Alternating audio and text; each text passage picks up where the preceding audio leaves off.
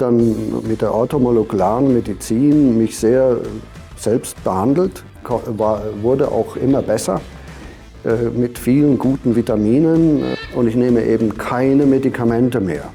Wunderheilung sozusagen. Genau, vor allem ich bin wirklich jetzt wesentlich gesünder als vor 25 Jahren. Und deshalb, das hat mich da wirklich fasziniert und interessiert, was passiert dort in Richtung Anti-Aging bzw. Gesundheit der Matrix und der Zelle, aber auch eben Gesundheit für den Bauch. In der Langlebigkeitsforschung ist ja diese Frage gerade am Tablett, ist das Eiweiß jetzt gut oder schlecht, so wenn man es so sagen will. Und man kommt ja immer mehr drauf, dass das Eiweiß eigentlich das ist ja zweischneidig. Also einerseits macht es natürlich Wachstum und Fortpflanzungsfähigkeit und so weiter, aber es kostet uns Lebensjahre. Wollen wir leistungsfähig sein und natürlich wollen wir auch expansiv sein als Menschen. Aber wir wollen auch ewig leben und das steht ja in einem Riesenkonflikt. Alle diese gesunden Alten haben nie Sport getrieben. Nie? Niemand. Okay. Ja, und er hat gesehen, dass das Laktat, wenn es zu hoch kommt oder ständig zu hoch ist, dass es Krebs auslösen kann. Was ja ein großes Thema ist in den letzten Jahren, die Fettleber oder Leberverfettung. Die wollen die Leber entfetten zum Beispiel. Die anderen wollen dieses Anti-Aging erreichen, also diese Langlebigkeit da pushen irgendwie und sich da gesunde Lebensjahre sozusagen herausholen dadurch. Das eine schließt ja das andere nicht aus. Das ist ja im Prinzip, das Gute am Fasten ist ja, dass es den ganzen Körper heilen kann.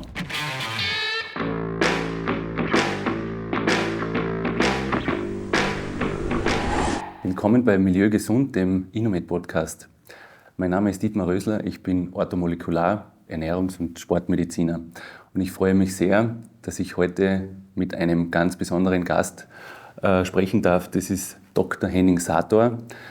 Er ist 65 Jahre, kommt aus dem Siegerland. Da wird er vielleicht dann noch sagen, ob da nur Sieger sind. Ist jahrelanger Ausbildner der FX Meyer Ärzte und inzwischen Mastermind der Lanzerhof Academy. Seine Talente sind so mannigfaltig, dass ich jetzt Schwierigkeiten habe, das einzugrenzen. Aber wir möchten heute über das Thema Fasten und das Umfeld dieses Themas reden und wo sozusagen die Grenzen auch des Fastens liegen, wie man so Fastenkuren auch im häuslichen Setting gut umsetzen kann und vieles mehr. Schauen wir mal, wo uns die Reise hinbringt. Henning, ich freue mich sehr und du bist ja wahrscheinlich eines der größten medizinischen Vorbilder, das ich habe und ich freue mich so, dass du heute da bist. Bitte stell dich einmal selbst vor. Ja, vielen Dank für die Einladung, Didi. Freut mich auch mit dir hier zusammen zu sein und das Interview zu machen. Mein Name ist Henning Sator. Ich habe Medizin studiert, nachdem ich erstmal Elektriker war. Also ich bin über den zweiten Bildungsweg erstmal in die Medizin gekommen und zwar auch deshalb, weil mich die Medizin passiv damals sehr interessiert hat. Ich war nämlich in meiner Jugend immer sehr stark allergiekrank, also ich hatte Neurodermitis und Asthma und als solcher war ich eigentlich mit der Medizin immer passiv beschäftigt und nachdem ich dann relativ viele schwere Asthmaschübe, sogar mit Nahtoderfahrungen, Erstickungsanfällen und solchen Dingen hatte, bin ich dann sehr interessiert gewesen zu lernen, was da passiert. Dann war ich also erstmal nicht in der Lage, überhaupt Abitur zu machen in Deutschland und weil ich immer in der Schule gefehlt habe. Ja, und dann bin ich über den zweiten Bildungsweg nach der Elektrikerlehre dann doch in die Medizin gekommen. Und dort habe ich dann in der klinischen Chemie 10 Jahre in der Forschung gearbeitet, habe dort in der Chemie promoviert. Und als halber Chemiker bin ich dann sozusagen in die normale praktischen Alltag als Anästhesist zunächst, Neonatologe, Anästhesie und dann in die Allgemeinmedizin gegangen.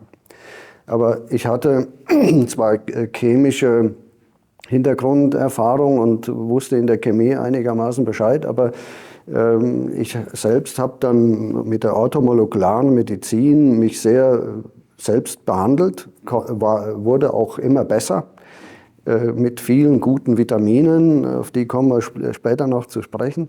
Aber das war dann immer so, das hat geholfen, aber es war so, das eigentliche Ziel habe ich damit alleine so nicht erreicht.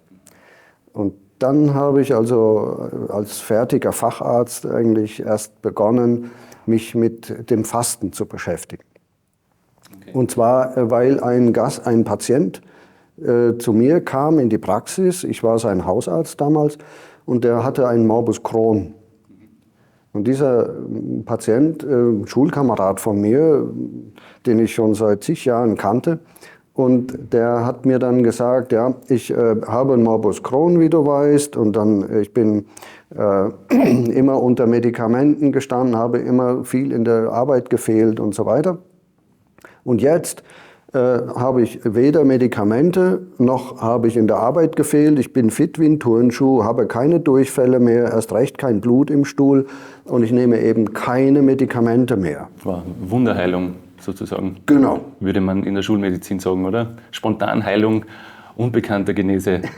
Richtig. Ja, weil man nicht weiter... Und viele, darf ich da einhaken, ich habe auch so manchmal diese Erfahrung gemacht, dass dann solche Sachen passieren und der behandelnde Universitätsprofessor oft sogar fragt dann nicht, was der gemacht hat. Das kann ich nicht verstehen. Also du hast ganz sicher gefragt, was er gemacht hat, oder? Genau. Ja. Und dann habe ich gedacht, ja, also das war damals tatsächlich außerhalb meines Erfahrungshorizonts, weil ich war ja schulmedizinisch ausgebildet, Akutmediziner, als Anästhesist ich bin insgesamt 18 Jahre Notarzt gefahren und so.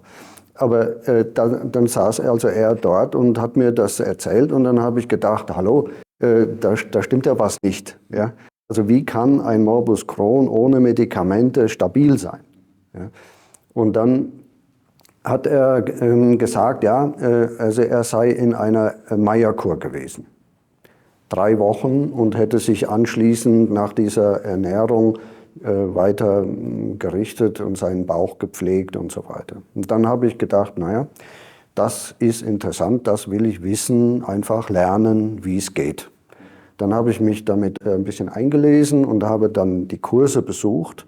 Und in diesen Kursen, muss man sagen, ist es mir als schon relativ erfahrenem Arzt damals wie Schuppen von den Augen gefallen. Ich habe dann einfach gedacht, ich habe viel gelernt, sozusagen nochmal Medizin studiert. Ja. Und seither habe ich das natürlich in diesen Schulungen, habe ich das selbst angewendet. Und anschließend von einer Kur zur anderen ist mein Asthma, Neurodermitis immer besser geworden. Und nach der 3. Kur, seither, das ist jetzt über 20 Jahre her, seither ist sozusagen alles stabil. Wie alt warst du, wie du begonnen hast, dich dafür zu interessieren? Das ist nur ja, ich war Anfang 40. Ja. Also das ist jetzt etwa 25 Jahre her. Und das heißt, du bist 45? Biologisch? Biologisches Alter, finde ich, ist sehr wichtiger als das chronologische. Und ja. Biologisch bist du wahrscheinlich dort irgendwo unterwegs. Also jedenfalls fühle ich mich sehr fit, ja, mit meinem gewissen Alter. Aber also ich habe jetzt nicht den Eindruck, ich bin 65. Ja. Insofern, vor allem, ich bin wirklich jetzt wesentlich gesünder als vor 25 Jahren. Und deshalb, das hat mich da wirklich fasziniert und interessiert, was passiert dort. Ja, das widerspiegelt ja auch das, was jetzt durch diesen ganzen Fastenhype auch so auf das Tablett kommt und man entdeckt ja dann auch in der deutschsprachigen Welt sozusagen, dass die angloamerikanischen oder die angloamerikanischen Mediziner da jetzt sehr stark aufspringen und das so ein wirklicher Hype geworden ist dort und dann findet man so Leute wie den David Sinclair, den Walter Longo und Stephen Gundry und viele andere, die sich da damit beschäftigen und die kommen immer mehr drauf, das was der FX Meyer eigentlich immer schon gewusst hat sozusagen und der war ja Österreicher, also ja, vielleicht sind wir gar nicht so ewig gestrig, wie wir immer glauben oder wie wir uns selbst sehen, sondern vielleicht sollten wir ein bisschen in der eigenen Geschichte graben. Und du hast das gemacht und bist so erleuchtet worden sozusagen. Ja, also wenn ich irgendwas zu sagen hätte in dieser Welt, dann würde ich posthum dem F.X. Meyer noch einen Nobelpreis verleihen, mindestens einen, weil er hat gleich auf 2 wichtigen Gebieten wirklich sehr, sehr gute Forschungsarbeit gemacht. Nämlich einerseits eben in Richtung Anti-Aging beziehungsweise Gesundheit der Matrix und der Zelle, aber auch eben Gesundheit für den Bauch. Und das ist ja das zweite Thema, was jetzt gerade in der Wissenschaft sehr stark beforscht und auch gehypt wird. Das ist eben das Mikrobiom. Also und F.X. Meyer kam ja eigentlich ursprünglich von der Alm am Stoderzinken. Ja. Er hat die Kühe untersucht mit seinem Onkel und hat dann in der Medizin eben auch die Bäuche genau untersucht. Und er kam ja eigentlich von der Darmgesundheit her. Und ich habe dann langsam aber sicher verstanden, dass ein Asthma eigentlich ja eine Darmkrankheit ist. Und weil ja 80% des Immunsystems sitzt ja nun mal im Bauch und dort entscheidet sich über bestimmte Gleichgewichte von bestimmten Bakterien, nämlich die guten und die bösen, könnte man sagen. Ja. Actinobacteria heißt das auf Hochdeutsch und Proteobacteria, die stehen in einem bestimmten Gleichgewicht. Wenn Proteobacteria zu viele und Actinobacteria zu wenig sind, dann gibt es ein Ungleichgewicht und das löst dann ganz viele verschiedene Krankheiten aus.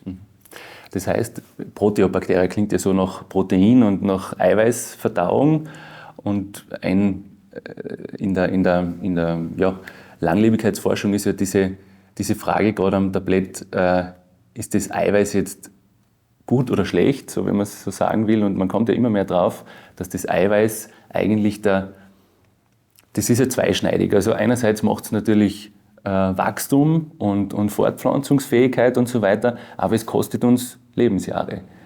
Scheinbar und da sagt man ja, man sucht ja immer den Schuldigen in der Biochemie und man sucht immer so einen Faktor und das wäre das mTOR oder TOR heißt es inzwischen, weil man ist draufgekommen, dass die Fliegen das auch haben und die Zecken und was weiß ich noch. Also es funktionieren scheinbar alle Lebewesen irgendwie ähnlich. Gefunden, glaube ich, hat man es bei Yeast, also bei was ist der deutsche Name dafür? Ein Pilz ist es halt auf jeden Fall. Bei einem Pilz hat man es gefunden und das heißt eigentlich, wahrscheinlich funktionieren ja alle Lebewesen so, dass die im Überfluss halt zwar expansiv wachsen und sich gut fühlen, aber zu viel Expansion ist ja wahrscheinlich auch in mehrerlei Hinsicht ein Thema, aber zu viel Expansion kann natürlich das Leben verkürzen. Und ist also diese Expansivität des mTOR wird ja vor allem durch Protein angeregt. Also ist das nicht nur das mTOR schuld sozusagen, sondern führt dieser hohe Eiweißkonsum auch zu einer Veränderung der Darmbakterien dann wahrscheinlich? Genau so ist es. Und zwar hat ja F.X. Meyer gesagt, es gibt die Ernährung insgesamt besteht aus den Nahrungsmitteln und der Verdauung. Und das Ganze muss man mindestens mal multiplizieren. Also das heißt, gibt es ein gutes Nahrungsmittel, und zwar die richtige Dosis von Protein in diesem Fall.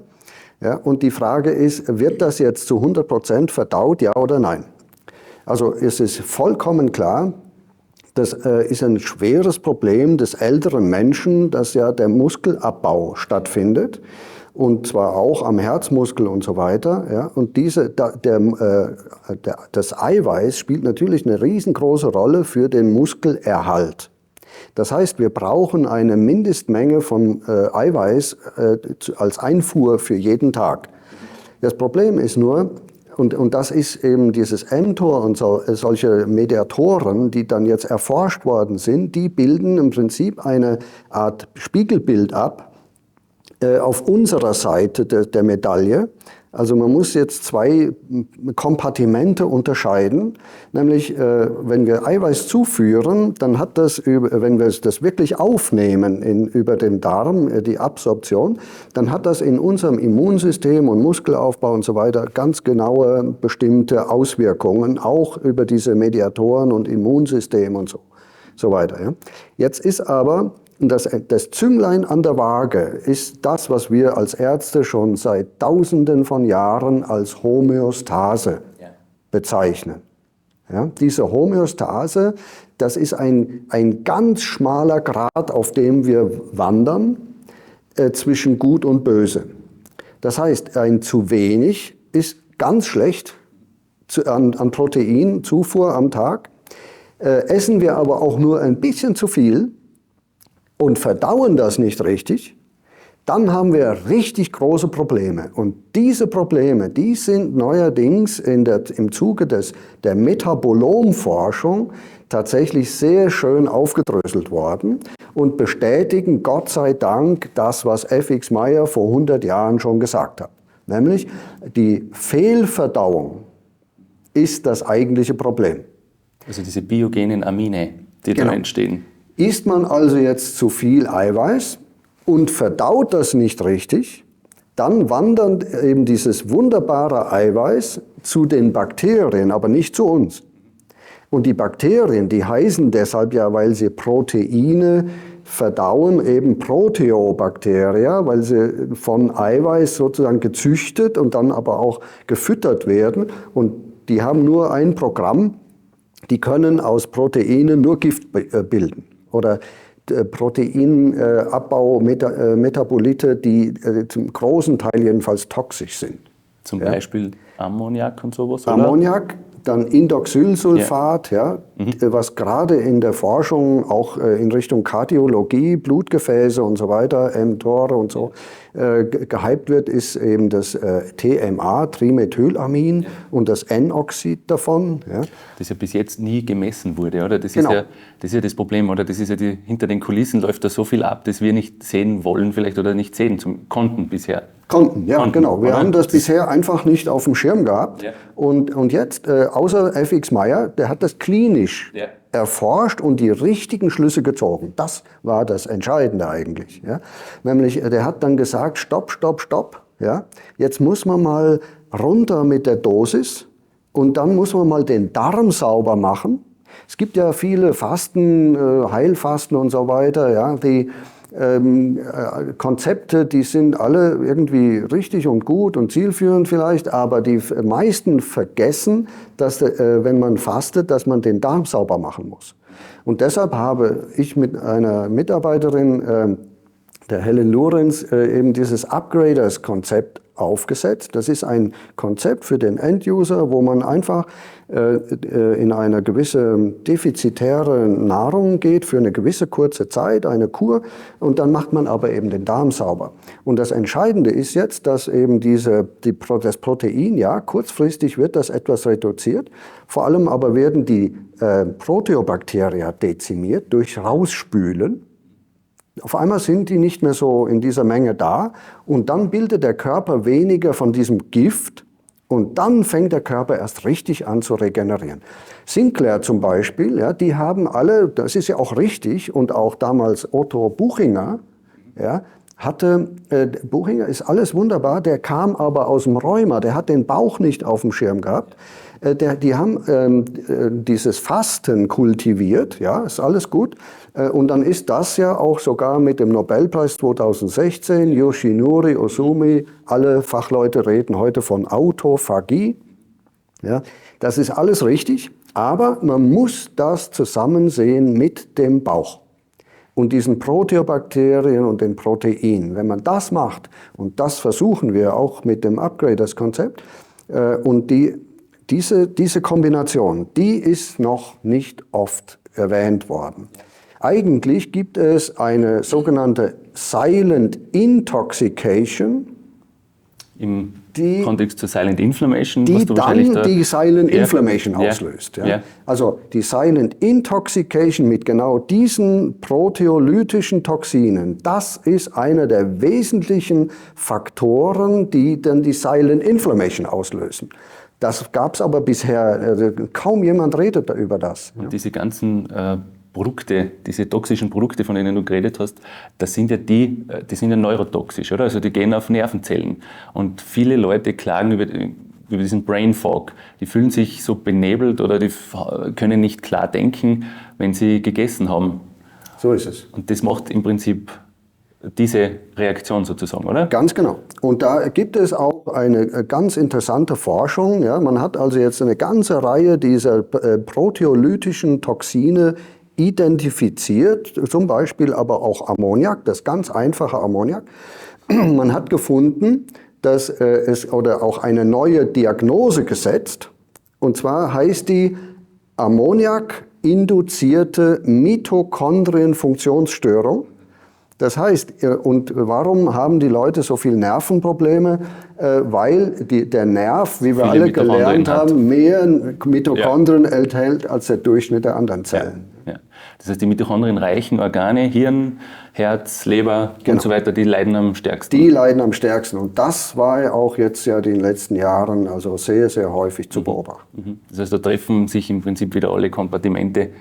Und ja, spannend. Genau, und deshalb haben wir jetzt eine gewisse Antwort auf genau das konzipiert, ja, wo also genau dieses Proteinthema eine große Rolle spielt, sowohl in dem Mikrobiom und den entsprechenden Toxinen, als auch in unserem Körper zur Matrixreinigung und dann aber auch Aufbau von gesunden Muskulatur und Nervensystem, Mitochondrien und so. Und da genau jetzt, da entsteht so mein Konflikt, auch den ich in mir selbst trage und den ich auch oft in der Ordination habe. Also ich habe immer diese zwei Meinungen, die auf meiner Schulter sitzen. Der eine sagt mir immer, du musst Langlebigkeit produzieren sozusagen und du musst alles der Langlebigkeit unterordnen. Das heißt, mTOR, Protein und so weiter sparen, um eben nicht in diese ganzen Prozesse hineinzukommen. Und der andere sagt aber, du willst leistungsfähig sein. Und dann auch Patienten, die Sportler sind zum Beispiel, die stehen ja dann in dem Konflikt. Opfere ich sozusagen meine Langlebigkeit oder ordne ich meine Langlebigkeit der Leistung unter? Gibt es da sowas wie eine goldene Mitte, wie ein Sweet Spot oder wie erkennt man das? Könnte man das messen? Wie kann man das messen? Oder wie würdest du das einschätzen? Das ist für mich eine sehr, sehr spannende Frage, weil natürlich wollen wir leistungsfähig sein und natürlich wollen wir auch expansiv sein als Menschen. Aber wir wollen auch ewig leben und das steht ja in einem riesen Konflikt. So ist es. Aber das ist eine der spannendsten Fragen, mit der sich die Wissenschaft gerade auseinandersetzt, ganz genau. Das Problem ist ja, wenn ich das Ganze verfolge, das ist halt so oft in der Wissenschaft so, es gibt die einen und die anderen. Aber diese Mitte gibt es nie, die fehlt mir. Also du bist für mich einer der wenigen, der diese beiden komplexen Themen da überblicken kann und der eine distanzierte, fundierte Meinung dazu abgeben kann. Also wie sehr, oder ist es vielleicht so, mein Zugang ist der, dass der Mensch ein zyklisches Lebewesen ist. Also wir schwanken immer zwischen Überfluss und Mangel, jeden Tag. Also wir essen tagsüber, wir schlafen in der Nacht und essen nicht. Also vielleicht drücken wir die expansiven Knöpfe eher so am Anfang des Tages oder in der ersten Tageshälfte und schauen in der anderen Tageshälfte drauf, dass die Langlebigkeit oder der Mangel wieder sozusagen zum Zug kommen kann. Wäre das ein Zugang? Oder wie siehst du das? Ja, insgesamt ist das genau dort ist eigentlich diese Balance. Und schon wieder reden wir über Homöostase. Ja. Aber da hast du ganz recht, die Homöostase ist eben nicht statisch. Na. Ja, sondern wir sind in einen Zyklen, in bestimmte Zyklen. Da gab es ja auch den Nobelpreis in den letzten Jahren über die Chronomedizin, ja, wo man eben diese Zyklen und die Schwankungen dieser Homöostase untersucht hat. Und man hat genau das gefunden. Man braucht die Belastung und man braucht die Regeneration. Gesetz der Hormesis.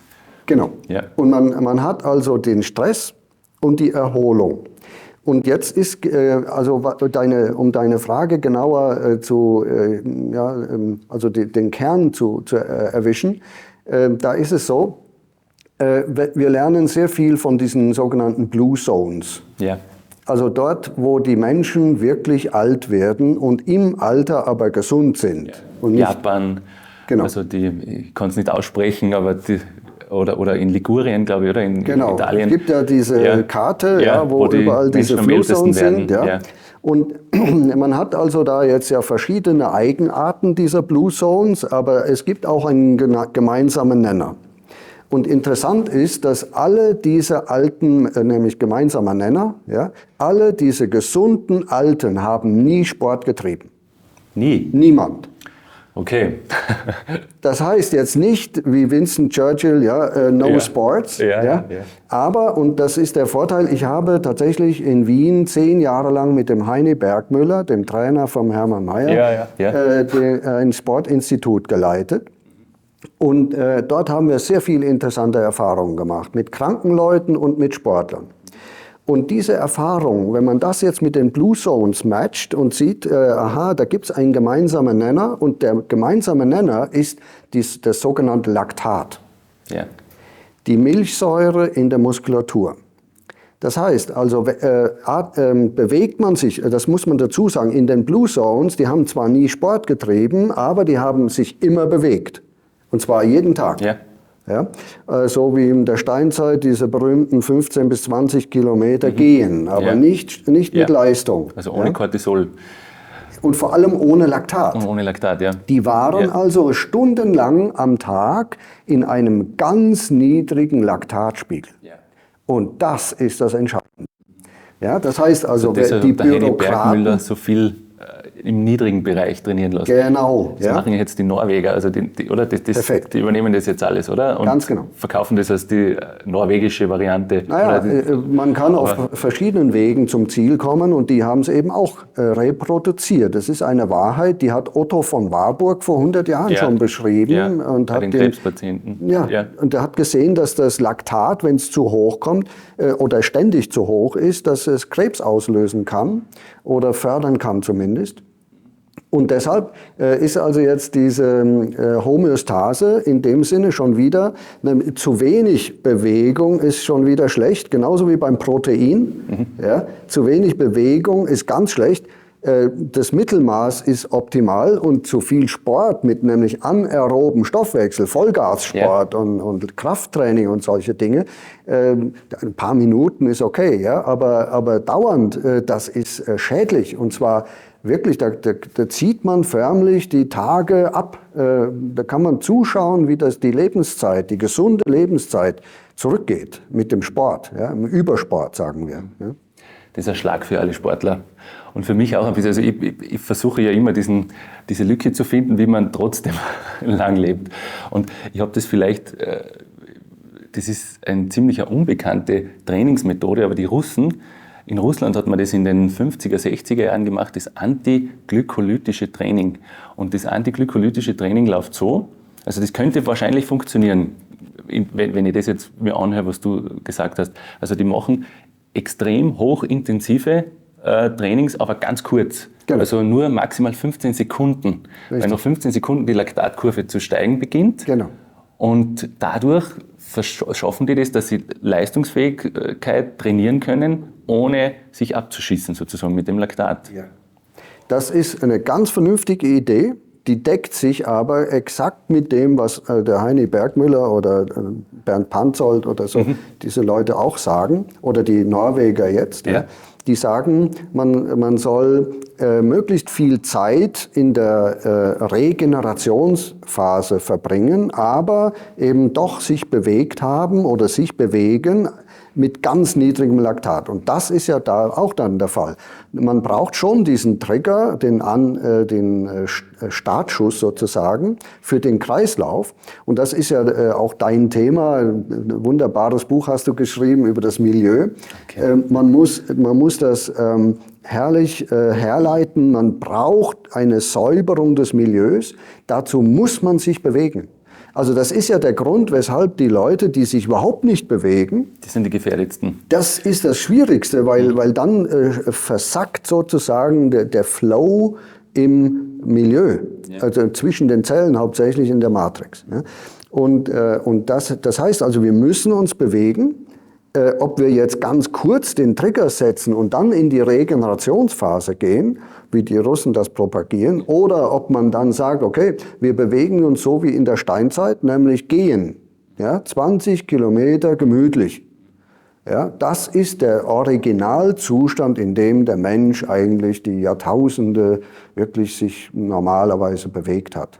Außer, dass man ab und zu mal, wenn der Löwe gebrüllt hat, dann mal kurz rennen muss oder mal auf den Berg, auf den Baum klettern muss. Ja. Da gibt es eine super Studie, der Hunter-Gatherer-Lifestyle und wie man das im heutigen Alltag umsetzen könnte. Und da geht es eben genau darum, also ganz viel Grundlage. Das Problem ist, das dauert zu lange. So ist es. Die Zeit, also man müsste sich viel mehr bewegen. Wir sollten eigentlich das jetzt im Gehen aufzeichnen. Also das ist auch das, was ich oft an meinem Beruf, ich liebe meinen Beruf so sehr. Das Einzige, was mich daran stört, ist, dass ich den im Sitzen machen muss. Genau. Das ist das Problem und ich arbeite daran und ich möchte in 10 Jahren nicht mehr im Sitzen arbeiten. Ich weiß noch nicht, wie ich das machen soll, aber das ist so ein ganz großes Ziel, weil ich glaube auch, dass diese Grundlagenbelastung, die schwemmt ja das ganze Problem aus, oder? So, also das Laktat und so, da hat man den ständigen Verbrauch. Aber wir brauchen auch diese Maximalimpulse immer wieder. Also das Herz muss auch mal den Maximalpuls erkennen. Genau. Ab und zu muss man schon mal richtig Vollgas geben und auch diesen Flow einfach, die Lymphe und das Blut müssen ab und zu mal so richtig fließen, damit auch wirklich alles an Metaboliten abtransportiert werden kann. Das ist das Wichtigste. Sozusagen wie beim Auto, oder? Das ist man darf nicht immer nur im optimalen Drehzahlbereich fahren, sondern man darf einmal reinsteigen auch. Genau. Ja, also ich würde da noch gerne stundenlang mit dir über das reden. Vielleicht haben wir privat wahrscheinlich einmal Zeit, um das zu machen. Das hoffe ich sehr. Noch so ein Trend, vielleicht noch ganz kurz, nüchtern Training. Das würde ja da in diese Kerbe schlagen, oder? Ja. Nüchtern Zustand ist man ja im Prinzip schon so in einer vorgefasteten Phase. Ja. Also nüchtern Training, Sinn oder nicht? Genau. Wie siehst du das? Es gibt ein wunderbares Buch von einem englischen Sportler, der hat das Running with the Kenyans genannt. Und er ist also nach Kenia geflogen und hat mit den Athleten dort trainiert, weil die meisten Marathon-Weltmeister hervorgebracht haben. Ja. Und dann wollte er also wissen, was machen die? Und genau das ist nämlich, die gehen morgens um 6 Uhr auf die Piste, laufen 2 Stunden nüchtern und gehen dann eben anschließend, wenn sie das alles gemacht haben, zu Hause in die Regeneration, also ins Bett morgens, aber essen eben nichts nach 2 Stunden Rennen. Ja. Essen die immer noch nichts? Na, die lassen dann den Körper in dieser sogenannten Katabolie. Und das ist eben der Trigger für die Autophagie, nämlich diesen Abbau- oder Regenerationseffekt der Zelle. Und dieses Nüchtern-Training ist hervorragend, wobei man eben wieder überlegen muss, was tut man da? Ja? Also wie intensiv soll dieses Training stattfinden? Ja, und vor allem, wir müssen ja dann zur Arbeit gehen. Und genau. Das ist ja das Problem. Also richtig. Unser Alltag behindert viele Regenerationsprozesse einfach auch. Durch das, dass das einfach geregelt ist. Ganz richtig. Ja. Sitzen und beim Sitzen Stress haben ist eigentlich so ziemlich das Schädlichste, was man machen kann. Mhm. Also im Gehen rauchen ist weniger schädlich. Ja, und dann auch noch vorher richtig viel gegessen haben, ist noch schädlicher. Ja, okay. Jetzt gibt es da manche Leute, die das Fasten einfach als Zweck sehen, um eben gewisse Sachen zu erreichen. Also die einen, was ja ein großes Thema ist in den letzten Jahren, die Fettleber oder Leberverfettung. Die wollen die Leber entfetten zum Beispiel. Die anderen wollen dieses Anti-Aging erreichen, also diese Langlebigkeit da pushen irgendwie und sich da gesunde Lebensjahre sozusagen herausholen dadurch. Das eine schließt ja das andere nicht aus. Das ist ja im Prinzip, das Gute am Fasten ist ja, dass es den ganzen Körper heilen kann. Also das ist ja oft die Krux auch in der Schulmedizin. Wir haben gute Medikamente, dass man ein altes Herz wieder halbwegs fit kriegen, dass es uns noch am Leben hält, aber das Hirn und die Leber und die Nieren und das Gerippe sozusagen ist ja alles trotzdem gealtert. Also das ist nur punktuell Augenauswischerei eigentlich und durch Fasten würde man ja auch im Prinzip den kompletten Körper einer Verjüngung unterziehen können, sagen zumindest die Studien, aber da gibt es dann diese Stoffe, die das teilweise auch schon, die teilweise gut bekannt sind und die das unterstützen können, so Mariendistel, Spermidin. Kannst du da irgendwas dazu noch sagen? Ja. Weil vielleicht, wie man es sich einfacher machen kann, nämlich im Alltag, weil natürlich wäre es super, wenn ich jeden Tag in der Früh 20 Kilometer laufen würde. Das schaffe ich aber irgendwie nicht. Vielleicht kann ich diesen nüchternen Effekt, wie soll ich sagen, imitieren durch irgendwelche Supplemente oder durch irgendwelche Stoffe, die man zuführt. Ja, also es gibt ja wirklich sehr schöne Studien über dieses Intervallfasten, ja, wie groß jetzt die Intervalle sind oder nicht. Auch eine 3-wöchige richtige Meyer-Kur zum Beispiel oder Lanzerhof-Kur oder auch Buchinger Fastenkur wäre ja eigentlich Intervallfasten, wenn man das ganze Jahr dazu betrachtet. Ja. Das ist ein gewisses Intervall, wie lange das auch immer sein mag. Ja. Wenn man das aber in den Alltag integrieren will, dann macht es Sinn, zum Beispiel nur einmal am Tag zu essen. OMAD, one meal a day, genau. Das. Ja. Einmal oder maximal zweimal, jedenfalls am besten innerhalb von 6 Stunden und dann eine relativ lange Zeit zu haben, wo der Körper in diese sogenannte katabolen Stoffwechsel kommt, weil das löst ja dann diesen Autophagie bzw. Reparaturmechanismus aus. Ganz einfach, was wir alle in der Schule schon gelernt haben, ist, dass das Wachstumshormon beim Erwachsenen ja nur dann wirklich herauskommt, wenn der Blutzuckerspiegel niedrig ist. Ja, und das heißt also, der Blutzuckerspiegel muss ab und zu herunter, damit der Körper überhaupt dann reparieren kann. Das deckt sich exakt mit aller Studienlage, mit den Autophagie-Studien und so weiter seit 2016. Gut, dass du das sagst. Also Wachstumshormon ist eigentlich eine falsche Bezeichnung. Es ist ein Reparaturhormon, wie es jetzt heißen, oder? Weil wachsen tun wir ja nicht das ganze Leben. Genau, beim Erwachsenen. Aber reparieren schon. Genau, beim Erwachsenen müsste das eigentlich Reparaturhormon heißen. Ganz richtig. Also die Regeneration läuft nur über das, oder? Also ist das der wichtigste Regenerationsfaktor. Genau. Und deshalb, also man muss jetzt mal schauen, was ist jetzt für den Alltag das Richtige. Und da bin ich sehr wohl dafür, dass man eben dieses Tool eben oder die Möglichkeit nutzt, relativ selten zu essen, dann genug Protein, vor allem aber auch nicht schlecht verdaut, weil dann man soll also keinesfalls die Proteobakterien züchten. Und wenn man das also richtig aufsetzt und auch die Verdauung optimal ist, der Darm gut gepflegt und so weiter, dann kann der Körper tatsächlich über lange Zeit jeden Tag eine gewisse Reparatur stattfinden lassen in den Zellen und in der Matrix. Und dort passiert dann, und das kann man tatsächlich fördern mit sehr guten Substanzen. Da kann man jetzt Pflanzenstoffe, aber auch Spermidin dazusetzen. Ja, da gibt's aus der Mariendistel und auch, da gibt's Stoffe aus dem Spinat, aus dem Grüntee und so weiter. Ja. Da gibt's also verschiedene einzelne Substanzen. Und hier kommt der alte Elektriker dann doch wieder heraus. Nämlich wir brauchen diese sogenannte, schon wieder eine Balance, nämlich zwischen Oxidation und Antioxidation. Ja? Und genau das sollte kongruent laufen. Der Stress ist immer prooxidativ und den brauchen wir auch, um das Immunsystem zum Beispiel anzuregen. Dann brauchen wir aber eine lange Phase von Antioxidation und hier kommt dann das ganz große Feld der sogenannten orthomolekularen Medizin. Wir brauchen also tatsächlich, weil die Nahrung ja heute mehr oder weniger degeneriert ist, wir kriegen ja kaum noch was richtig Frisches auf den Tisch, ja, weil dort fehlen die Elektronen oder Photonen. Ja, und die müssen wir sozusagen ersetzen, zumindest meistens, ja, bei den meisten Leuten muss man irgendwelche Ergänzungen, zum Beispiel Vitamin D, ja, ist ganz, ganz entscheidend wichtig, dass man das auf einem guten Level hält, damit man eben nicht ein gewisses Defizit an bestimmten Vitalstoffen erlebt.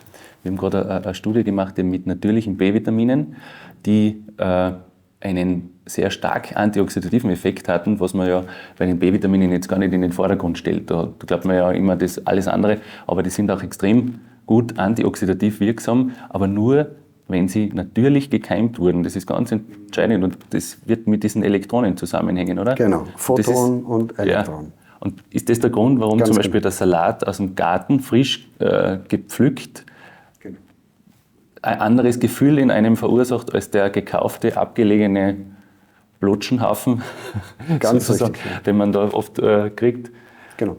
Deshalb weil er sagt voller man, Elektronen ist. ja, alles, was frisch geerntet und direkt in den Mund kommt. Früher sagte man immer, das Gute ins Kröpfchen und die Schlechten ins Töpfchen. Ja. Und also alles, was ganz frisch geerntet ist und sofort in den Körper gelangt, das hat den Maximum an Photonen und Elektronen gespeichert zwischen meistens 2 C-Atomen oder auch anderen Molekülen. Jedenfalls diese Doppelbindungen plus angeregte Atome, das haben wir in der Quantenmechanik jetzt Sonnenlicht, gelernt. oder? Sonnenlicht, wo dann die Elektronen ein hohes Energieniveau haben. Henning, ich möchte noch tagelang mit dir weiterreden. Es ist leider so, dass wir irgendwann zum Ende kommen müssen. Vielleicht schaffen wir es wieder einmal und wir können das Gespräch fortsetzen. Und vielen Dank, dass du deine Expertise da mit uns geteilt hast. Und schauen Sie sich alles an, was Sie finden können über Henning Sator. Und Sie werden der Unsterblichkeit einen Schritt näher kommen, zumindest, oder? Zumindest ein gesundes, längeres Leben langes haben, Leben. hoffentlich. Ja. Vielen Dank für die Aufmerksamkeit. Wenn Sie interessiert sind an weiteren Themen, die Ihre Gesundheit betreffen und wenn Sie den Self-Care-Gedanken mit uns mittragen möchten und sich selbst helfen möchten, bevor jemand anderer das nicht macht vielleicht, dann hören Sie sich gerne auch unsere anderen Folgen an. Wenn Ihnen dieser Beitrag gefallen hat, dann bitte teilen Sie ihn mit Leuten, die Sie mögen und denen Sie auch ein langes, gesundes Leben wünschen. Und liken Sie unsere Beiträge. Vielen Dank für die Aufmerksamkeit. Schönen Tag.